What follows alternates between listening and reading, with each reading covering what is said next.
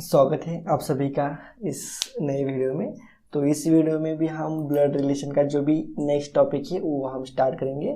Notes हमने already देख लिया है, उसके बाद ब्लड रिलेशन हमने पूरा का पूरा डिस्कस किया है, ये वाला चार्ट एक्सप्लेन किया था हमने। अगर ये वीडियो आपने नहीं देखा तो इसे देख लीजिएगा पहला, उसके बाद ये नेक्स्ट वीडियो अब हम स्टार्ट करने वाले हैं कंसेप्ट के ऊपर। तो देखो, कंसेप्ट के ऊपर स्टार्ट करने से पहले इसको मैं हाइड कर लेता हूँ थोड़ा, ताकि आपको अच्छे से कंसेप्ट समझ में आ जाए। ठीक है, देखो तो यहाँ पर देखो कंसेप्ट को हम चालू करने वाले हैं। कंसेप्ट में हम देखो क्वेश्चन में जिस टाइप से क्वेश्चन पूछा जाता है इसी सेंटेंस का यूज होता है। तो इसी सेंटेंस में जो भी स्टूडेंट होता है वो कंफ्यूज हो जाता है। मतलब देखो, फॉर एग्जांपल फर्स्ट एग्जांपल हम लेते हैं, ए इज ब्रदर ऑफ बी। मतलब देखो, ये बी का ब्रदर है या फिर बी ए का ब्रदर है, इसी में स्टूडेंट क्या करता है, कंफ्यूज हो जाता है। तो देखो, इसी को हम डिटेल में पूरा का पूरा एक्सप्लेन इस वीडियो में करने वाले हैं, इसी टाइप में। तो देखो, हमने नोट्स देखे हैं फर्स्ट वीडियो में, सेकंड वीडियो में हमने ब्लड रिलेशन देखा है, तो थर्ड वीडियो में अब हम ये कंसेप्ट देखने वाले हैं। तो देखो, शुरू करते हैं हम कंसेप्ट को। देखो, ध्यान से पढ़ने का, कोई भी जल्दबाजी नहीं है। ये इज ब्रदर ऑफ बी, मतलब क्या है, ये क्या है, बी का ब्रदर है। मतलब हम, ये ब्रदर है तो क्या, इसका बी का, तो ये क्या हो जाएगा, मेल हो जाएगा, तो हम उसे स्क्वायर से आइडेंटिफाई करते हैं। और ब्रदर है मतलब हमारा ही जनरेशन है, सेम जनरेशन। समझ में आया?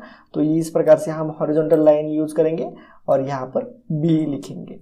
तो देखो, ये इज ब्रदर ऑफ बी, तो बी क्या है, बी सिस्टर भी हो सकती है, बी क्या हो सकता है, एक भाई भी हो सकता है, इसका भी भाई ये हो सकता है। तो ये मेल है या फीमेल है, इसका हमें जेंडर नहीं पता, तो हम इसको ब्लैंक ही रहेंगे। समझ में आ गया? सेम इसी प्रकार से एग्जाम में भी इसी प्रकार से जनरेशन ट्री का यूज करके ही आप आंसर को आइडेंटिफाई कर सकते हैं। जल्दी 1 मिनट के अंदर, आपके पास 1 ही मिनट रहता है, उसके अंदर आपको इस प्रकार से जनरेशन ट्री बना के इसका इसके साथ क्या संबंध है, इसका इसके साथ क्या संबंध है, इसका इसके साथ क्या संबंध है, वो मेल है या फीमेल है, इसके प्रकार से इसके हिसाब से आपको उसको आइडेंटिफाई करना पड़ता है। ये बाद में हम एग्जाम्पल भी सॉल्व करने वाले हैं। तो देखो, ये इज ब्रदर ऑफ बी, ये तो आइडेंटिफाई हो गया आपको। तो देखो, तो ये इस प्रकार से आ जाएगा, ये ब्रदर ऑफ बी, मतलब ये क्या है, ब्रदर है किसका, बी का। ये ध्यान में रखने का, इस प्रकार से, इसी प्रकार से वर्डिंग आती है एग्जाम में भी। तो यहाँ पर फर्स्ट कंसेप्ट हमारा क्लियर हो चुका है। अब हम देखते हैं सेकंड कंसेप्ट। सेकंड कंसेप्ट क्या है, इज ब्रदर ऑफ बी, मतलब क्या है, इज ब्रदर ऑफ बी। देखो, इस टाइप में अगर सेंटेंस आ गया तो क्या है, ये यहाँ पर है, इज ब्रदर ऑफ बी, मतलब बी क्या है, ए का भाई है, बी ए का भाई है। मतलब यहाँ पर भाई कौन है, ये बी भाई है किसका, ए का। तो यहाँ पर जेंडर किसका आइडेंटिफाई हो रहा है, बी का। बी मतलब एज ब्रदर ऑफ बी, ए का बी क्या है, भाई है, तो यहाँ पर बी का जेंडर आइडेंटिफाई हो रहा है। और ये हमें वो चाहे सिस्टर हो सकती है या फिर इसका भाई हो सकता है बी का, तो इसका जेंडर हमें नहीं पता, तो इसलिए इसको हम ब्लैंक ही रहेंगे। समझ में आ गया? अगर इस टाइप में क्वेश्चन में वर्डिंग आती है तो बी क्या है, भाई है, मतलब बी का जेंडर यहाँ पर आइडेंटिफाई हो रहा है, ये इज ब्रदर ऑफ बी। समझ में आ गया सेकेंड यहाँ पर कंसेप्ट? तो इसका आंसर हमारा इस प्रकार से हो जाएगा। देखो, ये बी मतलब इज ब्रदर ऑफ बी, तो यहाँ पर सेकेंड कंसेप्ट कंप्लीट हो जाती है। तो अब हम यहाँ पर देखेंगे थर्ड कंसेप्ट। थर्ड कंसेप्ट क्या है हमारी, A is brother of B, who is father of C. देखो, ये इज ब्रदर ऑफ बी, देखो क्या बोल रहा है, ये इज ब्रदर ऑफ बी, मतलब ये यहाँ आ जाएगा, ये क्या है, भाई है, किसका है, बी का भाई है, मतलब ये भाई है, तो यहाँ पर इसका हमें जेंडर पता हो रहा है। ये is brother of B, who is father of C. अब हु किसके लिए यूज किया है, ए के लिए यूज किया है या बी के लिए यूज किया है? तो देखो, यहाँ पर हु जो है वो बी के लिए यूज किया है। ये is brother of B, who is father of C, मतलब देखो बी क्या है, फादर है किसका, सी का, तो सी का फादर है, सी का फादर है, मतलब सी क्या हुआ, इसका बच्चा हुआ बी का, तो लोअर जनरेशन में आ जाएगा, मतलब नीचे। इस प्रकार से सी क्या आ जाएगा, नीचे आ जाएगा। तो क्या है, फादर है, कौन है फादर, बी फादर है। तो इस प्रकार से इसका जेंडर हमें मालूम हो रहा है। तो इस प्रकार से इसको हम स्क्वायर या फिर रेक्टेंगुलर करेंगे। फादर ऑफ सी, सी क्या है, अब वो सन भी हो सकता है, डॉटर भी हो सकती है। तो इसका हमें जेंडर आइडेंटिफाई नहीं है, तो हम इसे ब्लैंक करेंगे। समझ में आ गया, ये is brother of B who is father of C. तो इस प्रकार से हमारा जनरेशन ट्री बन जाता है। ध्यान में आ गया आपको। तो चलो इसका आपको दिखाता हूं मैं चार्ट। तो ये इस प्रकार से बन जाएगा। देखो, ये is brother of B and who is father of C. समझ में आ गया। तो यहाँ पर थर्ड कंसेप्ट हमारी यहाँ पर क्लियर हो जाती है। कमेंट करके भी आप बता सकते हो अगर ये आपको अच्छा लग रहा है तो। सभी A to Z सब सिखा दूंगा, कोई भी दिक्कत नहीं आएगी एग्जाम में। तो यहाँ पर थर्ड कंसेप्ट हो जाती है। अब हम फोर्थ कंसेप्ट देखेंगे।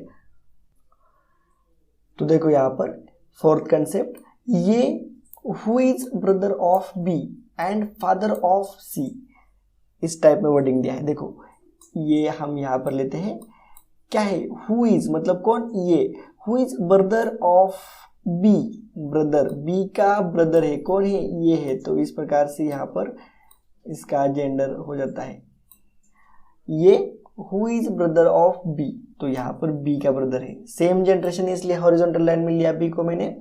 फादर ऑफ सी, सी का क्या है, फादर है। तो देखो, सी का फादर है। तो यहाँ पर सी सन है या डॉटर है ये भी हमें पता नहीं, तो इसका भी जेंडर हमें क्लियर नहीं है। और A who is brother of B, B का ये क्या है, ब्रदर है, तो बी का भी जेंडर हमें मालूम नहीं, ये आप ब्रदर है या सिस्टर है। तो बी का भी जेंडर हमें मालूम नहीं, इसलिए इसको भी हम ब्लैंक रहेंगे। तो इस प्रकार से यहाँ पर एक फोर्थ कंसेप्ट यहाँ पर पूरी की पूरी यहाँ पर क्लियर हो जाती है इस प्रकार से। तो चलो अब हम फिफ्थ देखते हैं। तो देखो यहाँ पर फिफ्थ कंसेप्ट, ये is brother of B and father of C. देखो, ये किसका ब्रदर है, बी का ब्रदर है, बी का ब्रदर है ये, एंड फादर ऑफ द सी। अब ये एंड किसके लिए यूज किया है, बी के लिए यूज किया है या फिर ए के लिए यूज किया है। देखो, ये is brother of B and father of the C, तो ये एंड जो है ये ए के लिए यूज किया है। देखो, तो ये क्या है, फादर है किसका, सी का। सेम फोर्थ कंसेप्ट की तरह ये सेम, खाली वर्डिंग चेंज किया है। वर्डिंग के ऊपर ध्यान रखो, इधर ही स्टूडेंट जो भी है वो कंफ्यूज हो जाता है और इधर ही गलती कर देता है, इसलिए उसका आंसर भी बाद में गलत आता है। ये इज ब्रदर ऑफ बी, ये किसका भाई है, बी का भाई है, एंड फादर ऑफ द सी, सी का फादर है कौन, ये। समझ में आ गया। तो इस प्रकार से इसका आंसर होता है। तो यहाँ पर इस प्रकार से फिफ्थ कंसेप्ट यहाँ पर क्लियर हो जाती है पूरी की पूरी इस प्रकार से। देखो, फोर्थ और फिफ्थ में कंफ्यूज मत होने का, वर्डिंग सेम अलग अलग है पर पैटर्न जनरेशन ट्री एक ही है। समझ में आ गया फोर्थ कंसेप्ट। अब हम सिक्स्थ कंसेप्ट देखेंगे। तो देखो यहाँ पर सिक्स्थ कंसेप्ट, ये is brother of B who is father of C and married with D. तो देखो, वर्डिंग थोड़ा ध्यान में रखने का। देखो, ये इज ब्रदर ऑफ बी, तो देखो ये तो हमने देखा है, ये इज ब्रदर ऑफ बी, समझ रहे हो आप। तो ये यहाँ पर इसका जेंडर हमें क्लियर हो जाता है, ये का। समझ गए, ये इज ब्रदर ऑफ बी, यहाँ तक तो समझ में आ गया। Who is father of C, तो हु किसके लिए यूज किया है, बी के लिए यूज किया है हु। तो देखो, who is father of C, मतलब सी का फादर कौन है, यहाँ पर बी है। बी किसका फादर है, सी का फादर है B, and married with D. तो ये एंड जो यूज किया है वो किसके लिए यूज किया है, सी के लिए यूज किया है, बी के लिए कि या फिर ए के लिए। इधर ही स्टूडेंट कंफ्यूज कर लेता है, पूरा का पूरा हो जाता है। तो देखो, ये जो एंड होता है ये ए के लिए यूज किया है। देखो, अगर आप सेंटेंस पूरा पढ़ोगे तो आपको ध्यान में आ जाएगा। A is brother of B who is father of C and married with D.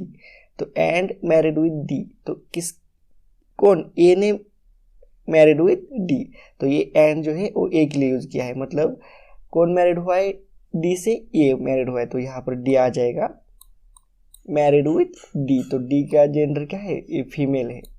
तो ये सेम जनरेशन में, समझ में आएगा। तो इस प्रकार से जनरेशन ट्री बनता है।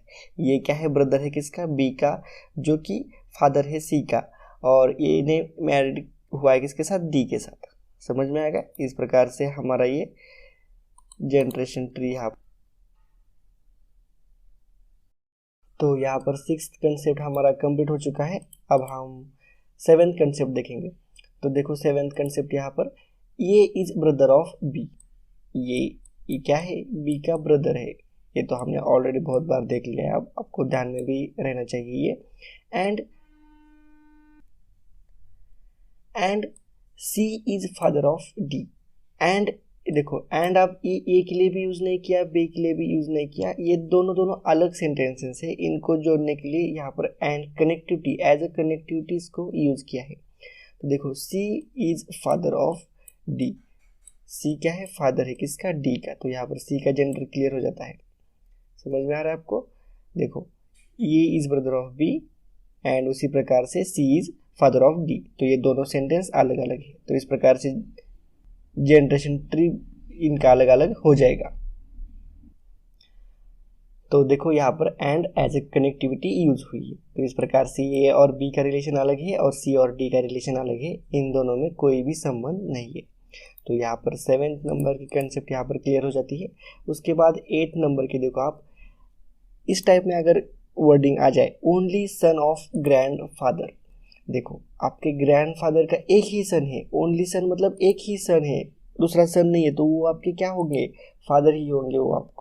आपको खाली कंफ्यूज करने के लिए इस टाइप की वर्डिंग आती है क्वेश्चन में, only son of grand father. तो वो आपके फादर ही हो गए। थोड़ा ध्यान से सोचो, आपको समझ में आ जाएगा। और देखो, only daughter of maternal grandfather. Only daughter means एक ही डॉटर है। किसकी? मैटरनल ग्रैंडफादर की। आपके मैटरनल ग्रैंडफादर की एक ही डॉटर है, तो आपकी क्या लगेगी? वो मदर लगेगी। समझ में आया? खाली कंफ्यूज करने के लिए इस टाइप में वर्डिंग दिया जाता है। तो इससे कंफ्यूज मत होने का। और ये जो भी हमने अभी तक कंसेप्ट देखे, इसको नोट डाउन करके ले लो अपने बुक में, ठीक है।